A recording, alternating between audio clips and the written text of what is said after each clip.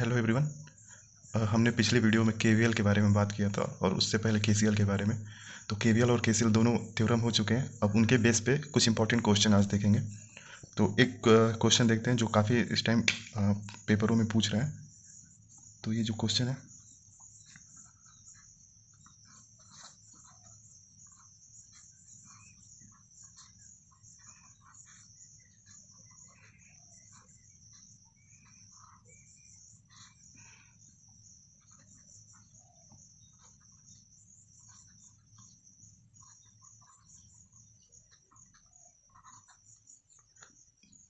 इस क्वेश्चन में इस क्वेश्चन में I1 I2 का मान निकालना है या केवीएल लगाना है इसमें। तो इस नेटवर्क में कैसे केवीएल हम लगाएंगे तो देखते हैं यहाँ पे। जैसे यहाँ पे ये जो दिख रहा है बीच में, ये करंट सोर्स है और उसके साथ एक रेजिस्टेंस दिया हुआ है। तो इसमें केवीएल लगाने पे दो लूप बन जाएंगे और इसको सॉल्व करने में प्रॉब्लम होगी क्योंकि यहाँ पे करंट सोर्स दिया हुआ है। तो ऐसे नेटवर्क को कैसे सॉल्व करते हैं देखिए। हम एज्यूम करते हैं यहाँ पे कि एक करंट आई यहाँ इस नोड पे आ रही है और दूसरी इस नोड से बाहर जा रही है I2। आप किसी भी डायरेक्शन में ले सकते हैं। हम एज्यूम करते हैं कि I1 इस नोड पे आ रही है, I2 इस नोड से बाहर जा रही है और I इस नोड पे आ रही है। तो हम केसीएल से देखें तो केसीएल से यहाँ पे होगा कि आने वाली कुल धारा, तो I, ये इसको I1 कर लीजिए, ये I1 प्लस I, ये जो धारा जा रही है, इक्वल टू I2। तो I2 की जो वैल्यू है वो क्या हो जा रही है, I1 प्लस I। तो जैसे ही हम I2 की वैल्यू I1 प्लस I यहाँ पे रखते हैं तो इस ब्रांच का काम खत्म हो जाएगा। यानी करंट सोर्स के साथ अगर रेजिस्टेंस है तो उसका नेटवर्क में कोई रोल नहीं होता है। जैसे ही हम इसको ऐसे लिख देते हैं यहाँ पे, तो ये ब्रांच अब खत्म हो जाता है। जैसे देखिए अब जो नया सर्किट बन के आएगा,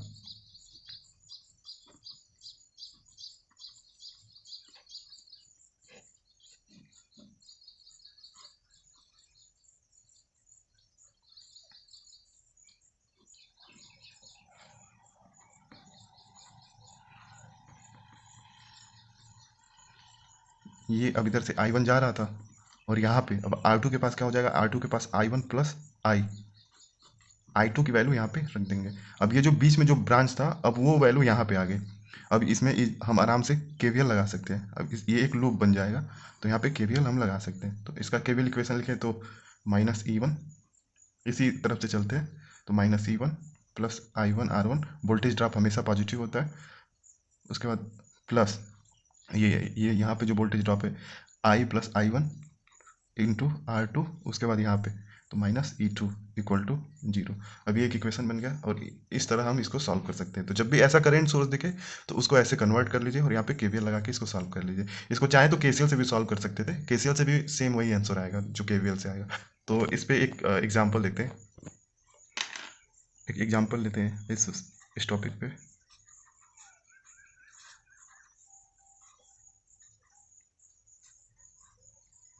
यहाँ पे रेजिस्टेंस हो या ना हो इससे कोई फ़र्क नहीं पड़ता, क्योंकि करंट सोर्स के साथ रेजिस्टेंस की कोई वैल्यू नहीं होती है, क्योंकि इसको हम कन्वर्ट कर देंगे तो यहाँ पे रेजिस्टेंस का कोई मतलब नहीं है।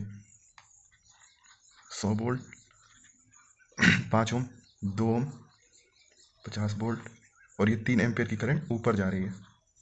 अब यहाँ पे पूछ रहा है I1 और I2 की वैल्यू क्या होगी। ठीक है ये, तो इसको कैसे सॉल्व करते हैं तो यहाँ पे देखते हैं। वही जैसे ऊपर वाले सर्किट में किए हैं, I1 यहाँ पे मान लेते हैं कि I1 यहाँ पे हो गया और I यहाँ से ये 3 एम्पियर की करंट यहाँ पे जा रही है और यहाँ पे कोई नोड मान लेते हैं I2 यहाँ से बाहर जा रहा है।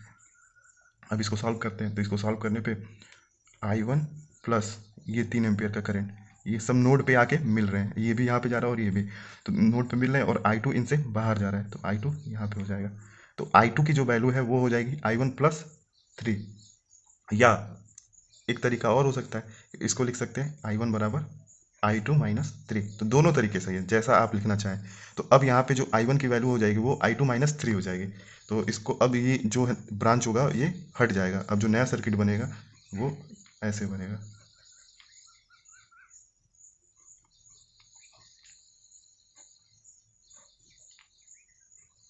100 वोल्ट, 5 ओम, 2 ओम, 50 वोल्ट। अब यहाँ पे जो करंट की वैल्यू होगी, I1 की वैल्यू जो होगी यहाँ पे ये हो जाएगी I2 माइनस 3 और यहाँ पे 2 ओम के पास I2। ठीक है, अब करंट इसमें केवीएल लगाते हैं तो केवीएल अप्लाई, केवीएल यहाँ से चलना स्टार्ट करते हैं, ठीक है, ऐसे चलते हैं, ऐसे लूप बनाते हैं।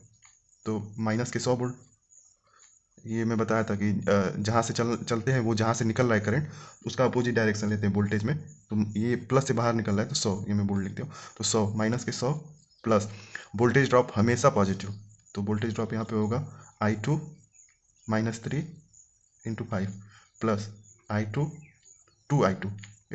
अब यहाँ पे माइनस से बाहर निकल रहा है, ये प्लस है और ये माइनस, तो माइनस से बाहर जब निकल रहा है तो ये +50 = 0। तो इसको सॉल्व करते हैं तो -100 plus 5I2 -15 plus 2I2 plus 15 = 0। इसको देखते हैं तो ये हो जाएगा 115 और इसमें से 50 कम करना है, तो ये हो जाएगा -65 प्लस 5 और 2 7, 7I2 = 0। इसको इधर करने पे I2 = 65/7 एम्पेयर। तो I2 की वैल्यू जो है वो 65/7 एम्पेयर आई। अब I1 की वैल्यू निकालनी है, तो I1 की वैल्यू 65/7 एम्पेयर आई। अब I1 की वैल्यू निकालनी है तो यहाँ पे इसको वैल्यू को पुट कर देते हैं यहीं पे, तो ये हो जाएगा I1 = I2 -3। तो I1 = 65/7 -3। अब इसको मल्टीप्लाई कर देते हैं तो ये हो जाएगा 65/7 3, और ये हो जाएगा 21/7। अब इसको माइनस करते हैं तो हो जाएगा 4 4, और ये हो जाएगा 4। तो ये दोनों आ गए यहाँ पे 44/7 एम्पियर। तो I1 और I2 की दोनों की वैल्यू यहाँ पे आ गई। तो ऐसे क्वेश्चन को ऐसे सॉल्व करते हैं, ब्रांच जो है करंट एम्पियर इसको कन्वर्ट कर देते हैं। या तो इसको KCL से सॉल्व कीजिए, अगर पेपर में दिया है कि KVL से सॉल्व करना है तो इसको ऐसे कन्वर्ट करके ही सॉल्व करना पड़ेगा। नेक्स्ट क्वेश्चन देखते हैं।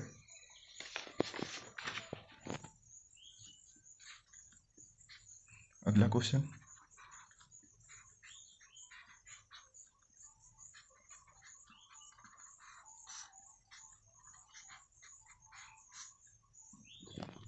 इस नेटवर्क को सॉल्व करते हैं। तो यहाँ पे I की वैल्यू दे दी गई है, इसी की वैल्यू निकालनी है। तो अब इस नेटवर्क को कैसे सॉल्व करेंगे, तो यहाँ पे दिया हुआ है 60 वोल्ट, 2 ओम, 4 ओम, 4 ओम, 2 ओम और ये 30 वोल्ट। तो अब देखिए ऐसे नेटवर्क को कैसे सॉल्व करते हैं।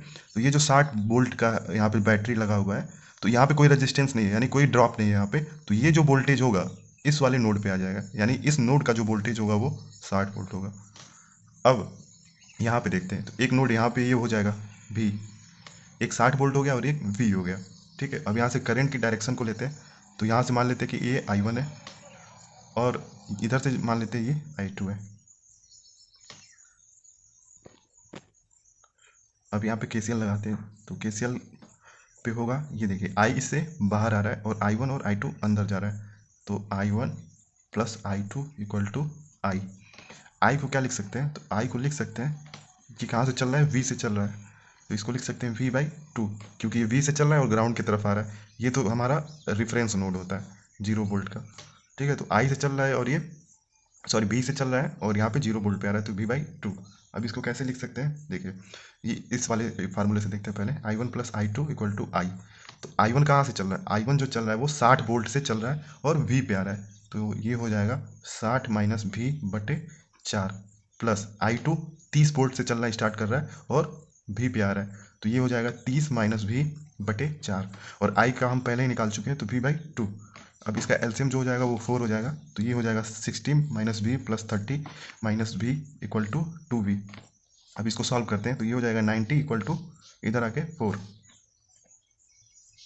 तो V = 90/4। तो अब यहाँ पे जो V की वैल्यू जो वो आ रही है वो 90/4 आ रही है, तो I की वैल्यू हमें निकालनी है। तो I = दिया हुआ है V/2, तो ये हो जाएगा 90/4 × 2।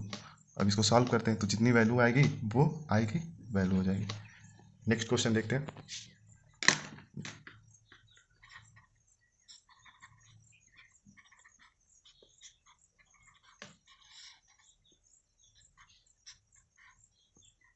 ये 100 वोल्ट की बैटरी लगी हुई है, यहाँ 8 एम्पियर का करंट फ्लो हो रहा है, ये एक रेजिस्टेंस लगा हुआ है और यहाँ एक 10 ओम का रेजिस्टेंस है और यहाँ पे 10 ओम का रेजिस्टेंस है। अब हमसे पूछ रहा है फाइंड R, R की वैल्यू क्या होगी। तो आर कैसे निकालेंगे यहाँ पे, तो केसीएल से ही इसको निकालते हैं यहाँ पे।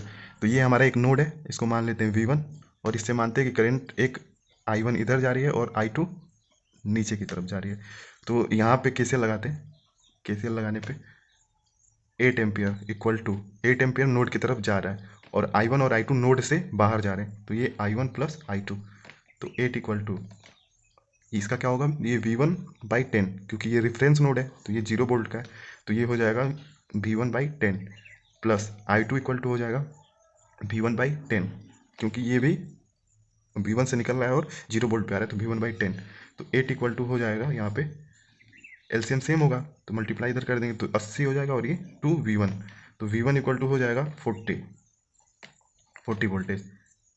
अब यहाँ पे आर की हमें वैल्यू फाइंड करनी है, आर क्या होगा, तो आर निकालने के लिए यहाँ पे देखते हैं, यहाँ से इस रेजिस्टेंस के लिए तो 8 एम्पियर इक्वल टू, जैसे यहाँ से अगर देखें तो 8 एम्पियर किसके बराबर होगा, तो 8 एम्पियर जो होगा वो 100 माइनस V1 बटे आर के बराबर होगा, क्योंकि 8 एम्पियर 100 से चल रहा है और V1 पे जा रहा है, तो 8 इक्वल टू 100 माइनस V1 बटे आर, तो 8 इक्वल टू 100 माइनस V1 की वैल्यू 40 बटे आर को यहाँ करते हैं तो आर बराबर हो जाएगा 60/8, और इसको काटने पे हो जाएगा 15 और 2, तो 15/2 ओम का रेजिस्टेंस यहाँ पे हो जाएगा। नेक्स्ट क्वेश्चन देखते हैं। नेक्स्ट क्वेश्चन बहुत ईजी है, मगर ये एक मतलब ट्रिकी क्वेश्चन है, थोड़ा सा ध्यान देने पे ये सॉल्व हो जाएगा।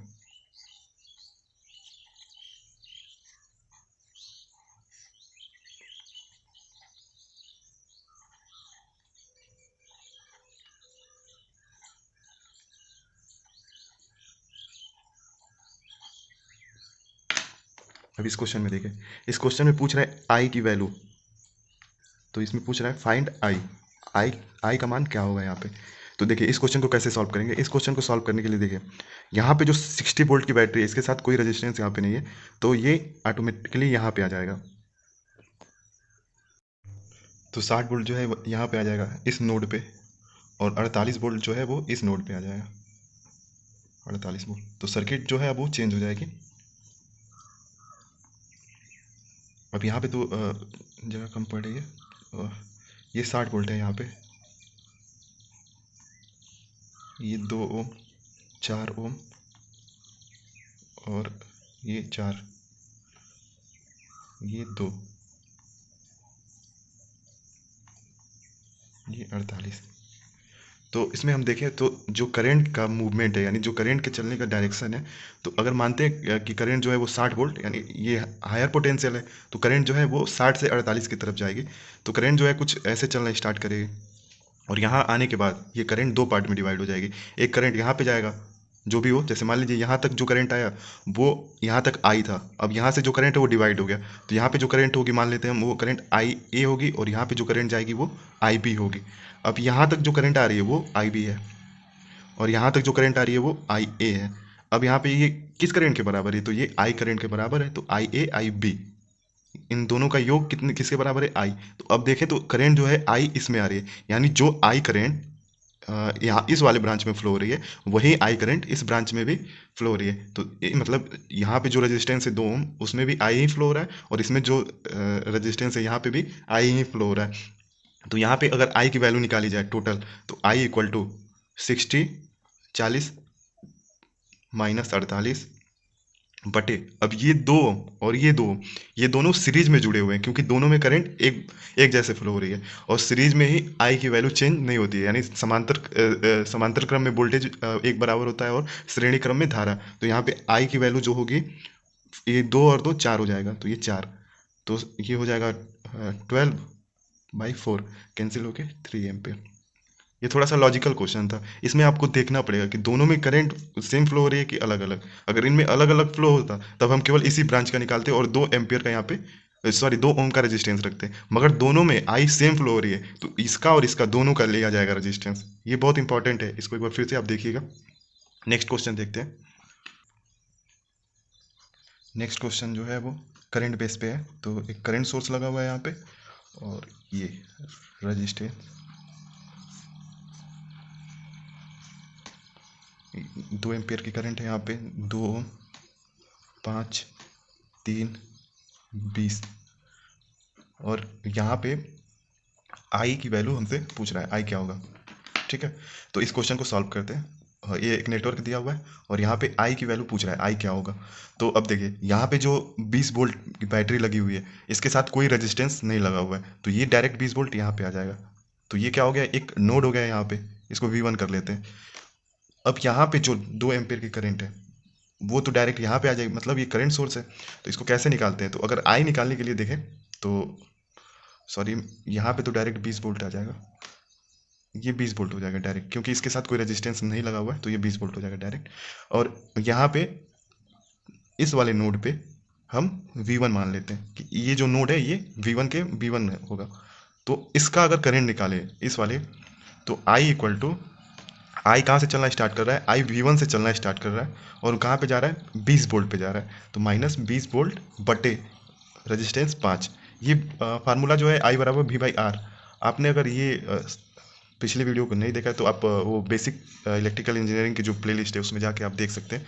तो उसमें मैं नेटवर्क में वो स्टार्टिंग में मैं सब कुछ बता दिया था, तो आप उसको एक बार चेक कर सकते हैं। तो ये आई बराबर V1 माइनस 20/5। तो I1 अगर हमें चाहिए तो उससे पहले हमें V1 निकालना होगा। अब V1 को कैसे निकालें, तो यहाँ पे I की तो डायरेक्शन दे दी गई है, अब I की डायरेक्शन को हम चेंज नहीं कर सकते।